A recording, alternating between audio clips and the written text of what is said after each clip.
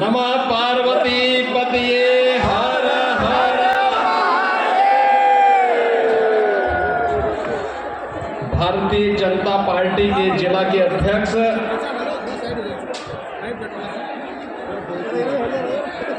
श्री राम सिया शरण जी,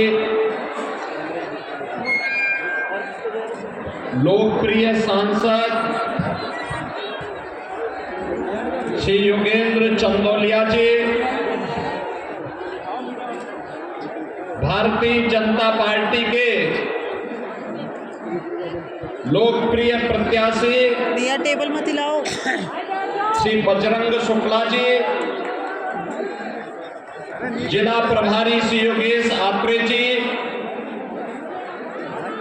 विधानसभा प्रभारी विनोद भारद्वाज जी, लोकेश प्रजापति जी,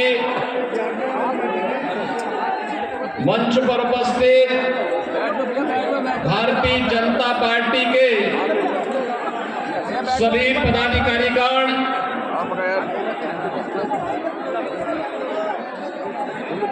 किरोड़ी विधानसभा क्षेत्र से जुड़े हुए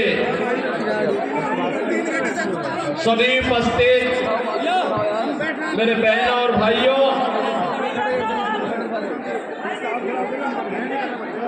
दिल्ली विधानसभा चुनाव की दृष्टि से आज मुझे आप सबके बीच में आने का अवसर प्राप्त हुआ है। बहनों और भाइयों, विधानसभा चुनाव की दृष्टि से आया हो तो नजदीक से मुझे यहाँ की सड़कों को भी देखने का अवसर प्राप्त हो रहा है। बढ़िया जगह पे आया। मैं कल ही रात्रि को प्रयागराज से लखनऊ आया। उत्तर प्रदेश में प्रयागराज की धरती पर इस सदी का पहला महाकुंभ का आयोजन पूरी भव्यता के साथ हो रहा है। आप अनुमान करिए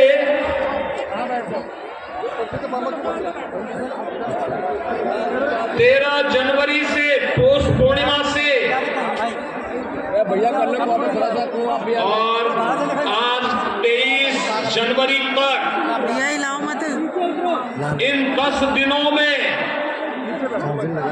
10 करोड़ श्रद्धालुओं ने प्रयागराज में मां गंगा, मां यमुना और मां सरस्वती के त्रिवेणी के संगम में पावन स्नान करके पुण्य के भागीदार बने हैं। आप प्रयागराज में जाएंगे तो अच्छी शानदार सड़कें मिलेंगी, कहीं गंदगी नजर नहीं आएगा, बिजली पूरी मिलेगी, कनेक्टिविटी चाहे वह सड़क की हो, रेल की हो या फिर हवाई जहाज की, तीनों की बेहतरीन कनेक्टिविटी प्रयागराज के लिए उपलब्ध रहेगी। बहनों और भाइयों, एक और प्रयागराज मां गंगा के तट पर लगने वाला इस सदी का सबसे बड़ा महाकुंभ, ये किसके लिए? प्रधानमंत्री मोदी जी के विजन के अनुरूप देश और दुनिया से आने वाले श्रद्धालुओं को न केवल आकर्षित कर रहा है बल्कि पुण्य का भागीदार भी बना रहा है। नमामि गंगे परियोजना के बाद मां गंगा की अविरल और निर्मल धारा का दर्शन देश और दुनिया कर रहा है, संगम में स्नान कर रहा है। कल आपने देखा होगा उत्तर प्रदेश सरकार के मेरे सभी मंत्रीगण, 54 मंत्री मेरे साथ प्रयागराज के संगम में एक साथ डुबकी लगाए हैं। देखा है, एक साथ डुबकी लगाए हैं, पुण्य के भागीदार बने हैं। हम सब सौभाग्य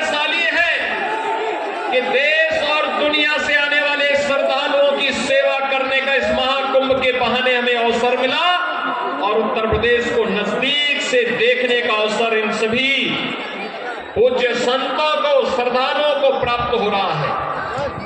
बहनों और भाइयों, अगर एक मुख्यमंत्री के रूप में मैं और मेरे मंत्रीगण प्रयागराज के संगम में स्नान कर सकते हैं, तो मैं पूछना चाहता हूं, दिल्ली में आम आदमी पार्टी के अध्यक्ष से अरविंद केजरीवाल जी से मैं पूछना चाहता हूं, क्या यमुना जी में वह भी अपने मंत्रियों के साथ जाकर के स्नान कर सकते हैं क्या?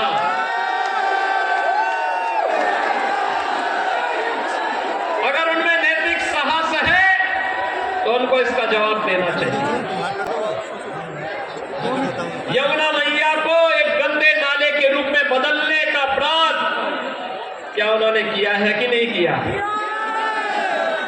और अगर वह व्यक्ति इस बात का अपराधी है तो फिर मुझे नहीं लगता है कि जनता जनार्दन की अदालत में उन्हें कोई माफी दी जानी चाहिए। वो माफी के हकदार नहीं हो सकते। बहनों और भाइयों, आज जब हम लोग दिल्ली की स्थिति को देख रहे हैं, ये राष्ट्रीय राजधानी है और राष्ट्रीय राजधानी में एनटीएमसी के क्षेत्र को छोड़ दे, शेष दिल्ली में क्या स्थिति है सड़कों की, शेष दिल्ली में क्या स्थिति है सीवर की, शेष दिल्ली में क्या स्थिति है स्वच्छता की और क्या स्थिति है पेयजल की। ये बुनियादी सुविधाएं होती है, ये बुनियादी सुविधाएं होती, हर नागरिक का अधिकार होता है इन सभी सुविधाओं पर। याद करिए, आज से एक दशक पहले तक लोग याद करते थे, सुविधा प्राप्त करने के लिए दिल्ली आने की बात करते थे, सुविधाओं के लिए दिल्ली आते थे। अच्छी सड़क देखनी हो, मॉडल देखना हो, मेट्रो का मॉडल जो सरदार अटल बिहारी वाजपेयी जी ने प्रारंभ किया था, उसे देखने के लिए पूरा देश दिल्ली आता था।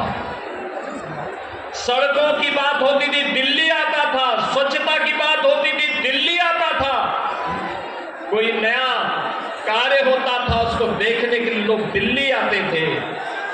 लेकिन बहनों और भाइयों, आज क्या स्थिति है, क्या बना दिया है? सड़क पे गड्ढा है या गड्ढे में सड़क है, कोई पता ही नहीं लग रहा है। मैं जब से चल रहा हूं यही दिल्ली के अंदर देख रहा हूं। बहनों और भाइयों, ये हमने खिलवाड़ करने की छूट एक व्यक्ति को और उनके गिरोह को क्यों दे दी है? स्वच्छता की स्थिति कितनी दुर्गतिपूर्ण है। कूड़ा का ढेर पड़ा हुआ है, गंदगी का ढेर पड़ा हुआ है।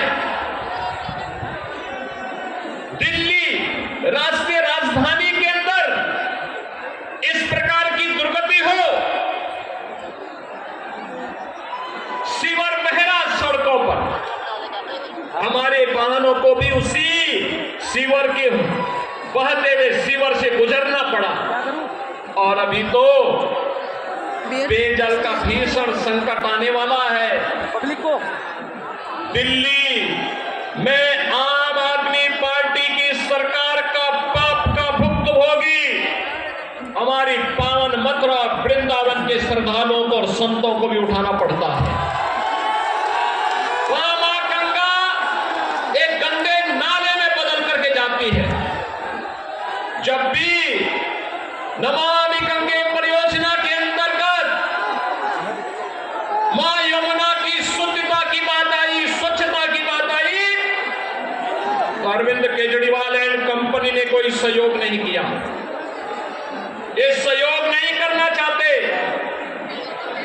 कोई विकास का कार्य नहीं करना चाहते, किसी विकास की परियोजना का मौके पे जाकर के भौतिक सत्यापन नहीं करना चाहते, जनता को बुनियादी सुविधा मिले, उसका अधिकार प्राप्त हो, ये भी काम नहीं करना चाहते।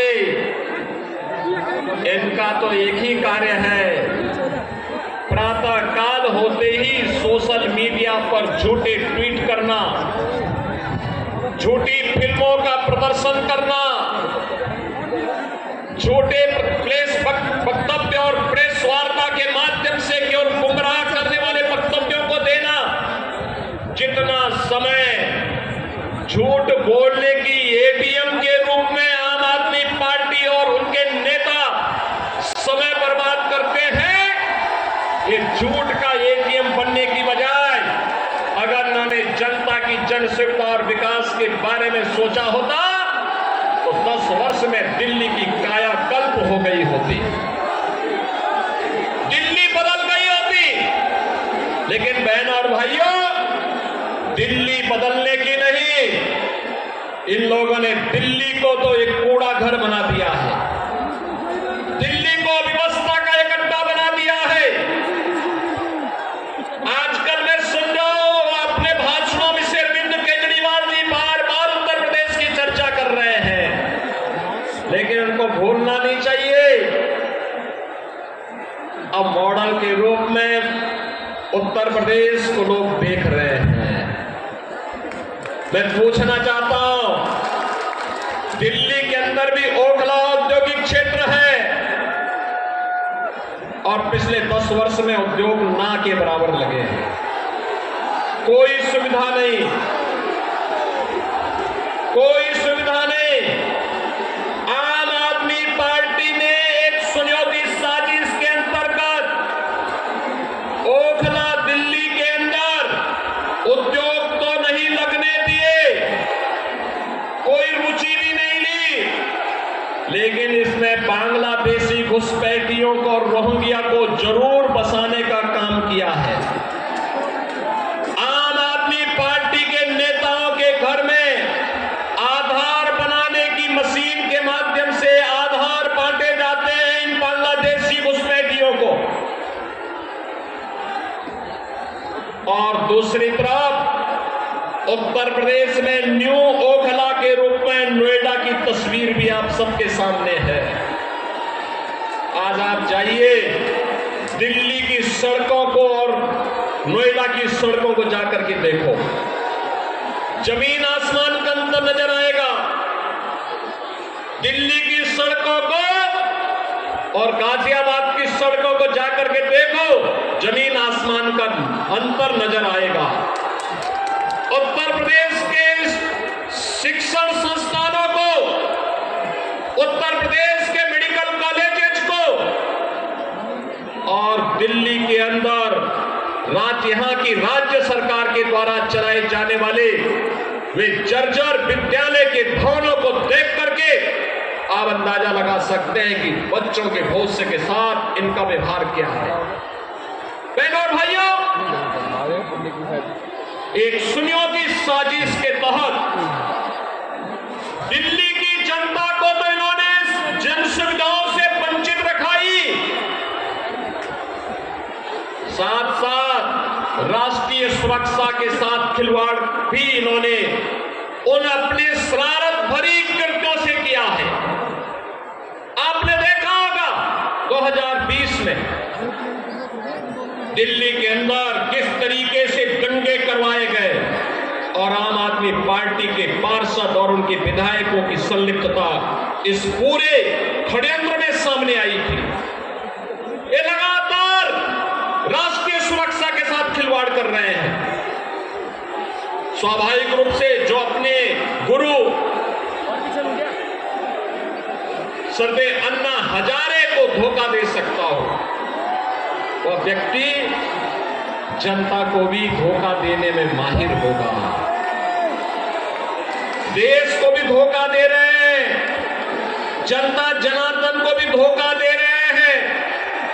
लगातार अपने वक्तव्यों के माध्यम से ऐसे वक्तव्य जारी कर रहे हैं जिसमें अब मैं विश्वास के साथ कह सकता हूं कि दिल्ली की जनता आने वाली नहीं है।